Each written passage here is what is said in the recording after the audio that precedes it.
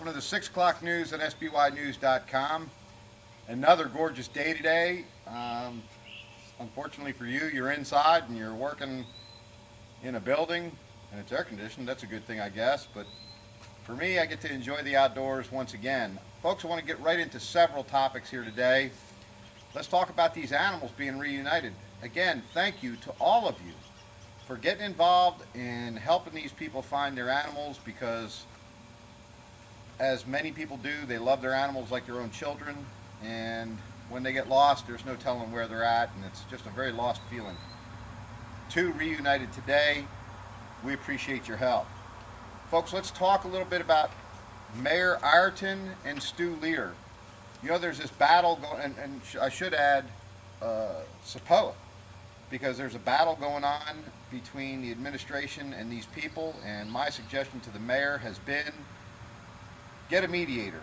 At least sit down and meet with these people and try and work things out. Whether they're lying to you, misleading you, you know, you could say all you want, and I know there's a lot of history there, including the former mayor, and a lot of the legislation that was put forth over the years that seems to be in the landlord's favor. However, they need to sit down and iron this out and get it straight. You'll see the post up there. In fact, I've updated that post with a link to all of the charges and arrests and so forth between code and compliance and the Salisbury Police Department. You may want to go back to that post and take a look at it and see what it has to offer. Let's talk about Salisbury News and its continued growth. Folks, it just blows my mind on a regular basis. Just when we think, look, you know, we've had a couple of steady months of the same kind of numbers every single day, you know, you could feel like you could pretty much predict it. Boom. All of a sudden, out of nowhere, the numbers skyrocket again, and that's what's happened with Salisbury News. We are on track to do incredible numbers for this month, and we appreciate your support in coming to Salisbury News and participating. Yesterday, we had over 400 comments. Pardon me. Today, we're looking at the same kind of thing. I mean, there's just a ton of comments, especially coming in on the fire department post, which is probably what I should talk about next. Excuse me. The fire department went through some shift changes. I think everybody should know that the same thing just happened at the Salisbury Police Department. There were promotions and shift changes within there as well. So whether it's an inconvenience to people or not, it's part of running a business, and you all are making your comments, and it's going where fire department posts normally go. But we'll follow that and see what happens with it. I hope you go and take a look at the comments. There's quite a few. Folks, tonight at 7 p.m. At Brew River, Senator Andy Harris, who's running for Congress, will be the guest keynote speaker for the AFP meeting at Brew River, 7 p.m. You may want to check into that. I personally will not be there this week because I'm going to head down to Princess Anne. They have a candidates forum going on down there, and things are hot and heavy in Princess Anne as always.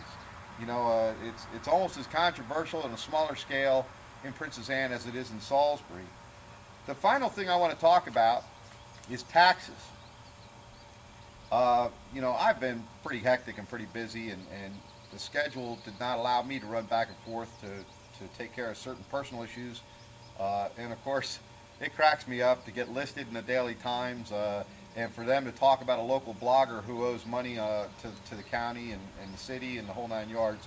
They don't mention me by name, but they say a local blogger.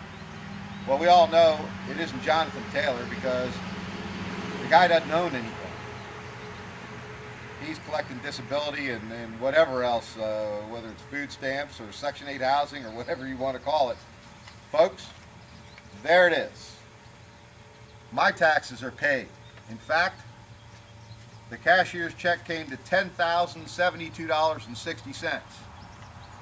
So my taxes are paid up. I don't know if there's much time left for other people to pay their taxes, but as always, I waited till the last minute and I paid my taxes.